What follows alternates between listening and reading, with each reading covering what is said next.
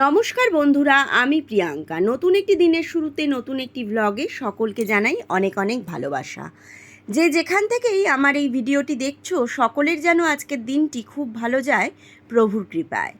আজকে বাংলার জ্যৈষ্ঠ মাসের ২৬ তারিখ আর ইংরেজির 10th জুন, মঙ্গলবার। আমার পতিদেবের আজকে জন্মদিন। ও এবছর 50 বছরে পদার্পণ করলো। ইংরেজি ডেট, বাংলা ডেট এবং মঙ্গলবার সবটাই আজকে মিলে গেছে। প্রত্যেক দিনের মতনই আজকে সকালটা ঠাকুর ঘর থেকেই শুরু হলো। স্নান করে ফুল তুলে নিয়ে এসে একদম সকল ঠাকুরকে শৃঙ্গার করে পুজো করা হয়ে গেছে। গপুকে এই সবুজ জামাটায় আমার না খুব মিষ্টি লাগে। আর আজকে তো মঙ্গলবার, তাই প্রত্যেক দিনই আমি হনুমান চালিসা পাঠ করি খুব অসুবিধা না থাকলে। আজকেও তাই করেছি। ঠাকুরকে ভোগ নিবেদন করাও হয়ে গেছে। আজকে চামেলি তেলের প্রদীপ জ্বালিয়েছি। তোমরা দেখো আজকে কত জবা পেয়েছি, পুরো সিংহাসন আজকে ভরে রয়েছে। তারপরেই চলে এলাম রান্নাঘরে। রান্নাঘরে এসেই প্রথমে যে কাজটা করার সেটা হচ্ছে পায়েসটাকে বসিয়ে দিলাম। হাতে যে প্রচুর সময় আছে তা কিন্তু নয়, এখন কিন্তু 11টা বেজে গেছে। এবার আমার দিনের রান্না শেষ করে আবার রাতের রান্না করতে হবে। ওই জন্য একদিকে পায়েস বসিয়ে দিলাম, আর একদিকে ডালটা আমার সেদ্ধ হয়ে গেছে। ডালটা সেদ্ধ করে দিয়ে আমি একদম আজকে ভাত বসিয়ে দিয়েছি। আজকে একদম সময় নষ্ট করা যাবে না। আর এই দিকে 5 রকম ভাজা করব, সেই ভাজাগুলো বসে বসে কেটে নিচ্ছি। আজকে তো শ্রেয়া বাড়িতে নেই, আমি আর শ্রেয়ার বাবা দুজনে দুপুরবেলা খাবো। পায়েসটা শ্রেয়া বিকেলবেলা এসেই ওর বাবাকে খাওয়াবে। পায়েসটা আমি তৈরি করে দিই, কিন্তু আমি খাওয়াই না, ওর মেয়ে খাওয়ায়। তাই ও বিকেলে যখন আসবে তখন খাওয়াবে। আর 5 রকম ভাজা করব বলে এখানে 5 রকম ভাজার মধ্যে বেগুন ভাজা, কুমড়ো ভাজা, পটল কেটে নিয়েছি, আলু কাটছি। আর ও উচ্ছে ভাজাও ভীষণ পছন্দ করে, তাই উচ্ছে ভাজা করছি। রাতের বেলা একটু বিরিয়ানি করব। ও আবার একটু বিরিয়ানি খেতে পছন্দ করে, আর আমার হাতের বিরিয়ানি। সেজন্য আমি বললাম তাহলে বিরিয়ানিটাই বানাবো। বিরিয়ানির মশলাটা ছিল না, সেটা তৈরি করে নিলাম একদিকে, আর ওই দিকে আমার পায়েসটাও নেমে গেছে। ডালটাকে একটু রাঁধুনি আর শুকনো লঙ্কা দিয়ে ফোড়ন দিয়ে দিলাম। এই ডালটা খেতে আমাদের ঘরের সকলেই মোটামুটি পছন্দ করে। মশলাটা ভাজাও হয়ে গেছে, হালকা একটু ঠান্ডা করে নিলাম, কারণ ওই গরম অবস্থায় তো আর মিক্সির জারটার মধ্যে দিতে পারবো না। যেদিনকে আমার রান্নাঘরে অনেক রান্না থাকে না, সেদিনকে আমার খুব অসুবিধা হয় জানো তো। এই যে ওপরের জায়গাটা এত ছোট, জিনিসপত্রগুলো ঠিকঠাকভাবে রাখাই যায় না। আজকে ওই জন্য কী করছি, একটা করে রান্না নামছে উনুন থেকে, আমি গিয়ে একদম টেবিলে রেখে আসছি। কারণ একটা যদি পড়ে যায়, প্রথম কথা কাচের বাটি, সেটা তো যাবেই, আর তারপরে জিনিসটাও নষ্ট হবে, আর সময় হাতে অল্প, কাজও বেড়ে যাবে। সব কিছু ভেবে আমি ভাবলাম এখানে রাখাটা ঠিক হবে না, তাই একটা করে রান্না করছি আর ডাইনিং টেবিলে গিয়ে খাবারগুলো রেখে আসছি। ওইদিকে আমি কি করেছি, বিরিয়ানির মাংসটা বসিয়ে দিলাম। খুব যে বেশিক্ষণ মাংসটা ম্যারিনেট করে রেখেছিলাম তা নয়, দেখলাম উনুনটা তো ফাঁকি দেওয়া যাবে না, আর 5 রকম ভাজা হতে আমার এখন সময় লাগবে। ভাজাগুলো তো অল্প আছে করব, আর দাঁড়িয়ে থেকেই করতে হবে।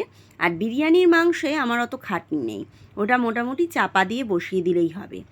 আমি জানো তো যে কোনো রান্নায় খুব যে এন্তার সে কষাই তা কিন্তু নয়, আমি ঢাকা চাপা দিয়ে দিয়ে করি। ভাতও যখন এমনি আমি হাঁড়িতে করি, সেটাও কিন্তু আমি ঢাকা চাপা দিয়েই করি। বিরিয়ানির মাংসটাকেও তাই, এই মশলা দিয়ে একটু কষিয়ে এক্ষুনি চাপা দিয়ে দেবো। মোটামুটি ভাজাগুলো আমার হয়ে গেছে। আর আজকে তো মোরলা মাছ করব, আমার বরের প্রিয়। বরের প্রিয় বলতে কি, বর ছোট যে কোনো মাছই ও ভীষণ পছন্দ করে। ও বড় মাছের থেকে ছোট মাছটা বেশি প্রেফার করে আর কি। আর পোস্তের বড়াও ভীষণ পছন্দ করে, তবে আজকে পোস্তের বড়ার মধ্যে একটু ধনেপাতা দিয়েছি। দেখলাম বাড়িতে ধনেপাতা আছে। আর বলো না, মাংসটা বসিয়েছি কিন্তু কড়াইটা না একটু ছোট হয়ে গেছে।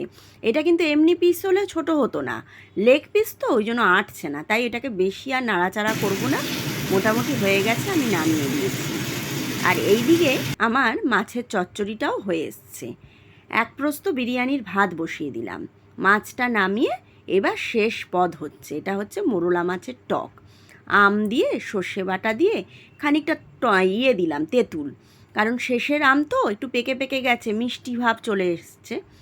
এই দেখো আমি একদম খাবার বেড়ে দিয়েছি। কি সুন্দর লাগে না এই রকম বেড়ে যদি কেউ খেতে দেয়? আমার তো দেখতেই ভালো লাগে, মনে হয় যেন এরমভাবেই থাক। এই দেখো 5 রকম ভাজা করেছি, উচ্ছে ভাজা, পটল ভাজা, কুমড়ো ভাজা, বেগুন ভাজা আর আলু ভাজা। এখানে আছে মাছ ভাজা আর পোস্তের বড়া। আর ডাল তো লাগবেই, ডাল ছিল হচ্ছে রাঁধুনি ফোড়ন দিয়ে। এইটা মোরলা মাছের চচ্চড়ি, আম দিয়ে তেঁতুল দিয়ে মোরলা মাছের টক, পায়েস যেটা আমি খাবো না এখন সাজিয়ে দিয়েছি, আর আম কেটে দিয়েছি।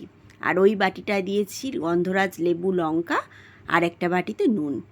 খাওয়া দাওয়া সেরে আবার আমি রান্নাঘরে চলে এলাম। এসে যে কটা আমাদের এঁঠো বাসন ছিল সেগুলোকে মেজে নিলাম। দেখতে পাচ্ছ ওই পাশে বাসন মেজে মেজে পুরো গামলায় ভরে গেছে। কি হয়েছে কাণ্ড জানো? আমি খালি ভাবছি আমার বিরিয়ানি আজকে এত তাড়াতাড়ি হয়ে যাচ্ছে কেন, কি একটা বাদ গেল। পরে মনে পড়লো আমার আলুটাই সেদ্ধ হয়নি। দিয়ে আলুটাকে কেটে, অতগুলো আলু কাটতে তো সময় লাগে, দিয়ে একটুখানি কড়াইয়ের মধ্যে ভাপিয়ে নিলাম। ঘি আর সাদা তেল মিশিয়ে আলুটাকে ভাজি, তাহলে না আলুটা খুব টেস্টি হয় খেতে। আর যদি চন্দ্রমুখী আলু কিনি তাহলে শুধু খালি ভেজেই আলুটা সেদ্ধ করে নিই। এটা তো চন্দ্রমুখী আলু নয়, তাই একটুখানি হালকা ভাপিয়ে নিয়ে তারপরে ভাজলাম।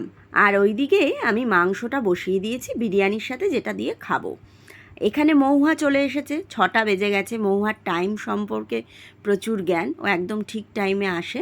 শ্রেয়ার সাথে একটু বসে গল্প করছে, ও কেকটা নিয়ে এসেছে। এখন কিন্তু আমাদের বাড়িতে যে কোনো অনুষ্ঠানেই মৌহাই কেক দিচ্ছে। দারুণ কিন্তু কেকটা বানায়, খুব টেস্টি বানায়।